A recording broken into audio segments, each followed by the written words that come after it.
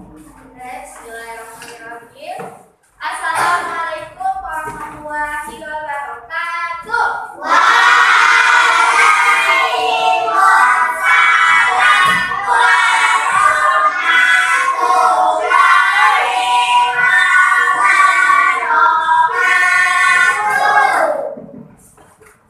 Marilah kita mulai pembelajaran kita dengan membaca basmalah.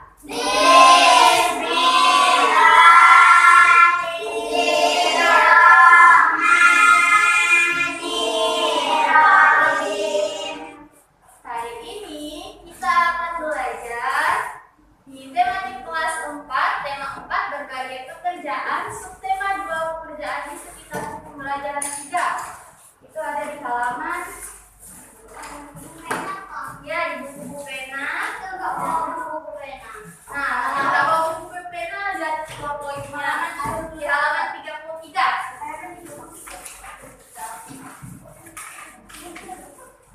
Nah, ada tujuan pembelajaran pada hari ini. Yang pertama di pembelajaran IPA yaitu menjelaskan cara menghemat sumber daya alam dalam kehidupan sehari-hari. Dan yang kedua adalah menemukan pesan moral dalam cerita secara tersurat dan tersirat. Kita mulai pada pembelajaran pertama yaitu muatan IPA.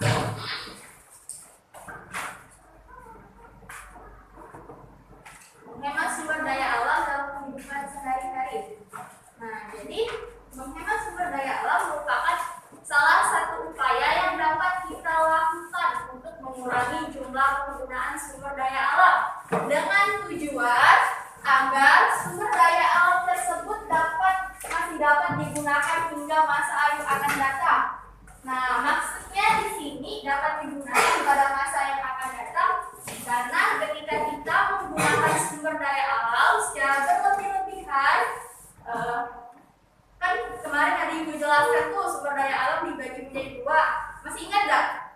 Yang dapat diperbarui dan tidak dapat diperbarui. Nah, sumber daya alam yang tidak dapat diperbarui apabila kita gunakan secara berlebihan, secara boros, nah itu akan suatu saat nanti akan menjadi kelangkaan terhadap sumber daya tersebut, sehingga nanti bisa jadi anak kita atau cucu kita tidak dapat merasakan sumber daya itu. Selanjutnya adalah cara menghemat sumber daya alam. Nah, yang pertama, ini gambar apa ya? Airnya kenapa? Coba baca. Nah, yang pertama adalah cara menghemat air dengan menutup keran jika sudah tidak terpakai. Nah, ini berlaku apabila kita telah selesai misalnya mencuci tangan di wastafel di luar tuh.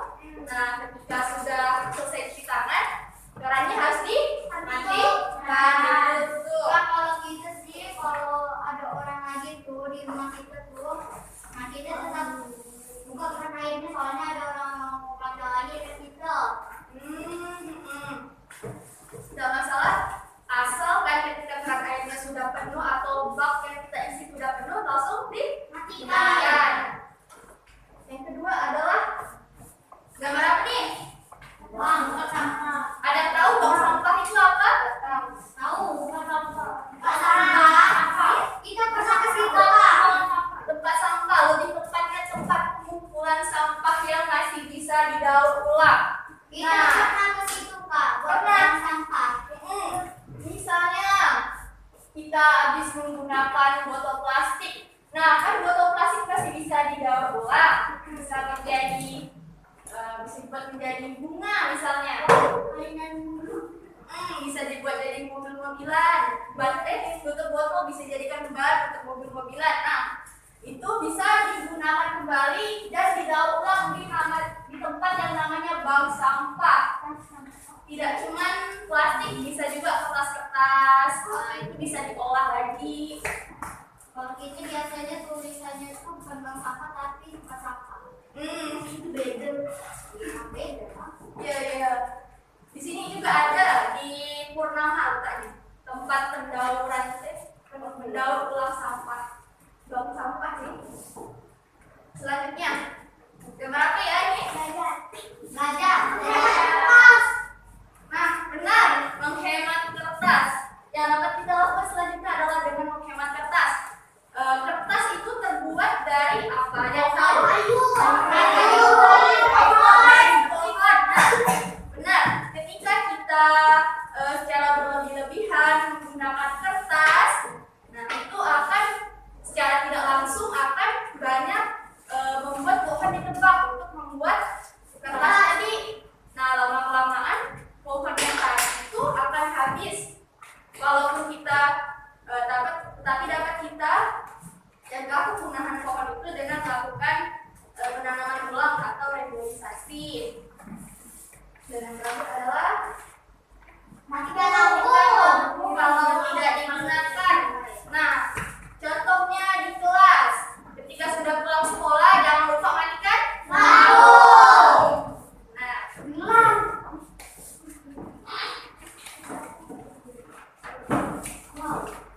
oh iya, nah materi habis ini nih diingat-ingat karena habis materi kita ada ibu ada game.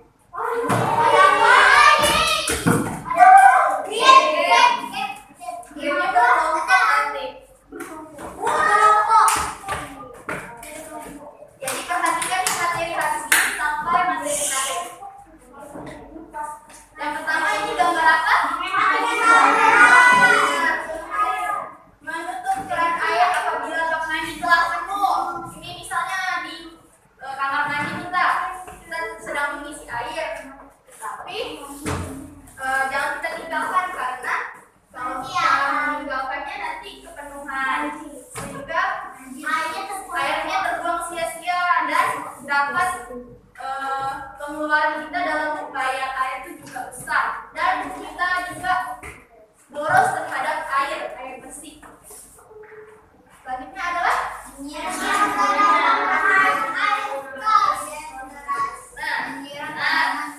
tanaman menggunakan air bekas cucian beras. Jadi kalau di rumahnya habis basuh ibunya masak terus disuruh kak atau bang cucikan kok beras nih, dicuci airnya jangan dibuang tapi disiram ke tanaman karena air bekas cucian beras itu sangat bermanfaat bagi tanaman, akan membuat tanaman jadi subur. Mulai sekarang nih siram ke tanaman, oke? Kalau kita sih buang juga. Selanjutnya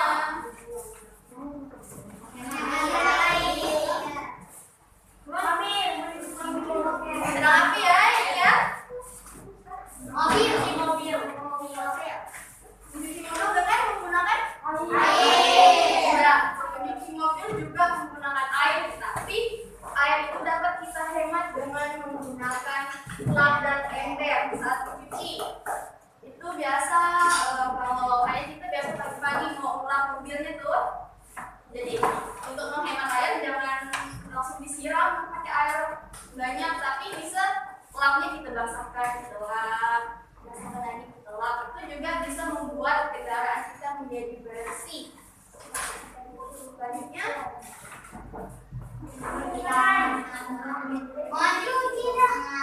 mencuci tangan.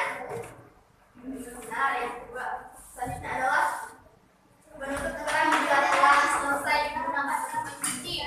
Nah, ini misalnya ketika kita sedang mencuci piring atau mencuci tangan. Nah, ketika kita sedang dalam kegiatan mencuci tadi itu, kerannya jangan dihidupkan karena dapat membuang air. Nah, jadi ketika kita sedang dalam kegiatan mencuci, kerannya dimatikan dulu. Ketika sudah mau membilas, baru dihidupkan kembali. Dan yang terakhir adalah mencuci sayuran buah. Mencuci sayuran dan buah dengan menggunakan wadah. Tujuannya itu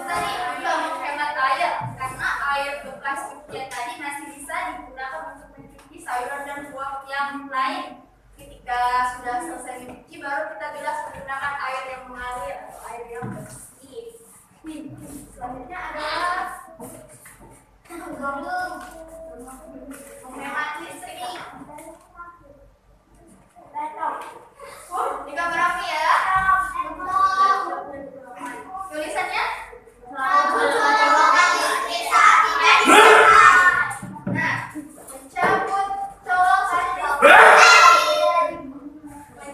colokan listrik saat tidak digunakan. Misalnya yang di rumahnya habis. Di sini pada punya handphone kan? Nah, ketika habis ngecas handphone, colokannya dibiarkan begitu aja atau dicabut?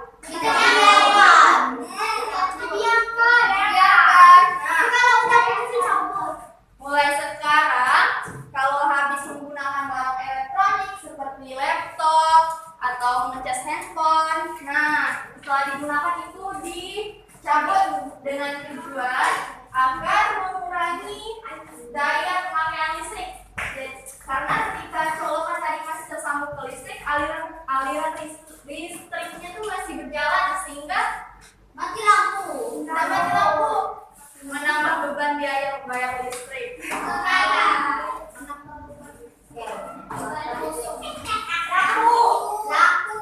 Lampu. Ini adalah namanya lampu LED.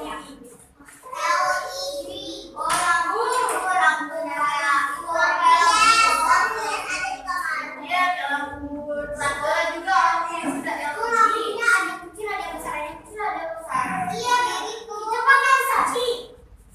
Sama itu juga pakai yang kecil, yang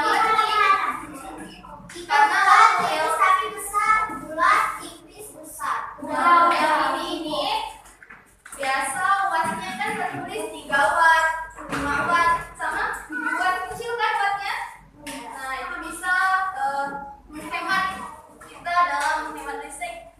Dan kita bisa mengganti lampu-lampu kita yang lampu wattnya besar bisa diganti dengan lampu yang berwatt kecil. Selanjutnya adalah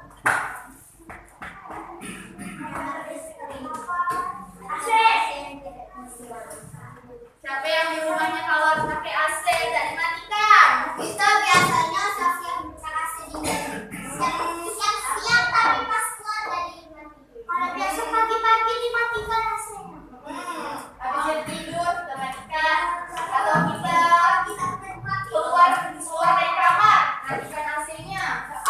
Kalau gitu sih pas udah bukan AC tuh, habis itu kita tinggalin, habis itu kita masuk lagi. Nah itu pas paginya tuh kita pergi lagi dulu, habis itu baru matikan AC. Apa yang penting jangan lupa matikan AC. Salah satunya di sekolah. Soalnya biasa pulang sekolah siapa yang matikan AC di kelas? Nggak ada. Bapak. Masa bapak yang matikan AC di kelas? Dimatiin. Ada kok. Yang mukul-mukul lantai. Ini repotnya. Mulai sekarang kalau keluar kelas matikan AC-nya karena daya AC itu tarikannya besar, wattnya besar, sehingga untuk membayar listrik itu juga besar nanti sekolah membayar.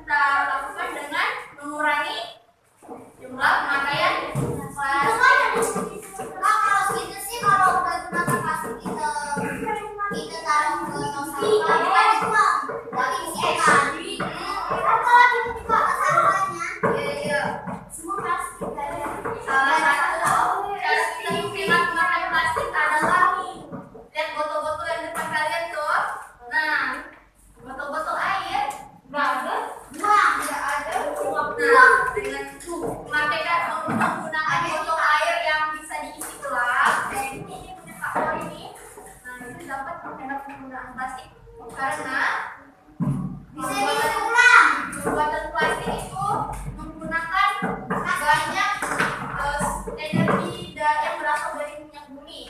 Ketika semakin banyak plastik yang digunakan diproduksi, maka akan semakin banyak bahan bakar yang digunakan sehingga bisa jadi nanti minyak bumi kita ini habis sehingga tidak dapat digunakan untuk anak kita, kita menggunakan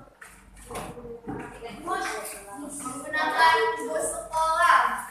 Di sini ada yang pernah menggunakan bus sekolah?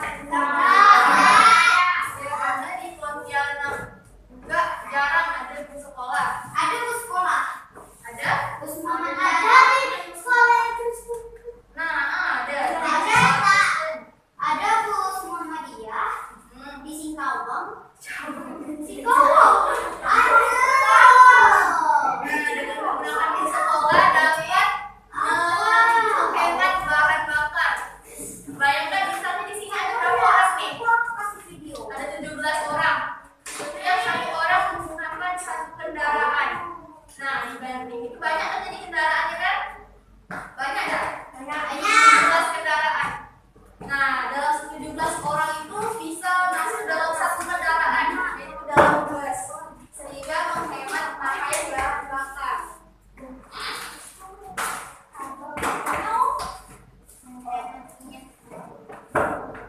Sepeda. Siapa yang suka pakai sepeda?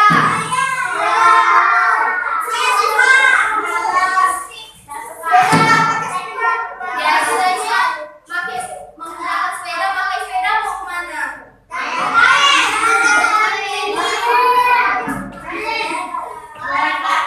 Olahraga. Nah, selain sepeda bisa digunakan untuk olahraga dengan olahraga menjaga sehat kan?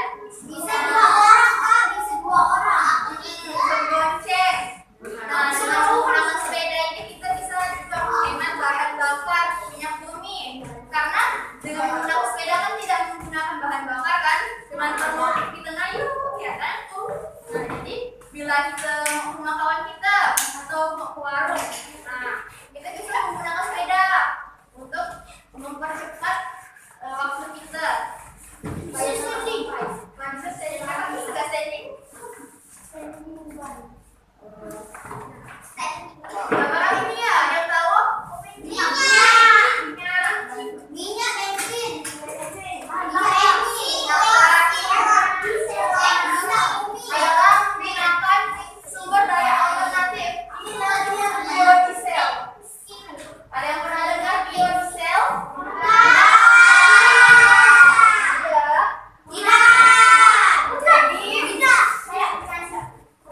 Biodiesel itu merupakan pengganti bahan bakar. Biodiesel ini asalnya bisa berasal dari minyak nabati juga dari minyak hewani. Nah, minyak nabati yang digabungkan. Ini salah satu contohnya adalah biodiesel yang asalnya dari kelapa sawit.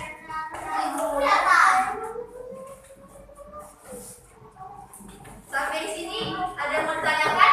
Lanjut ke bahasa Indonesia. Menentukan pesan moral dalam suatu cerita. Nah, jadi pesan moral. Coba satu orang boleh baca? Apa abang di belakang? Bang Zaki. Zaki, siapa namanya? Nah, bacalah. Ada deh.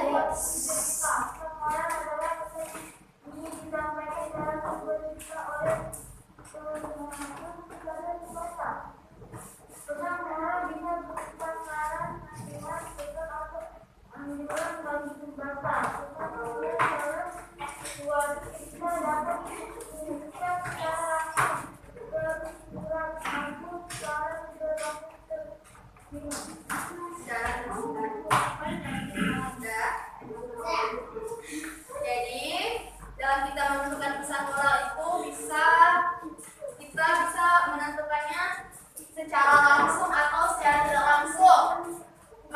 Maksud secara langsung ini pesan moral itu ada dalam suatu cerita, langsung dituliskan. Misalnya dalam cerita kemarin kita nonton cerita apa ya?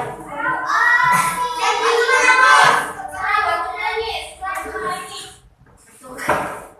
menangis. Dalam cerita itu dituliskan, maka pesan amanat dalam cerita ini adalah kita harus berbakti kepada orang tua. Nah, itu salah satu contoh pesan moral yang tersurat. Kalau yang tersirat itu contohnya pada cerita Maling Kundang. Maling Kundang Sampai sama. Tapi lainnya cewek sama cowoknya. Jadi Maling Kundang itu adalah cerita tentang anak yang durhaka. Ada tuh Bu. Oh, sama Bu kan Apa? Kenapa? Anak yang durhaka kepada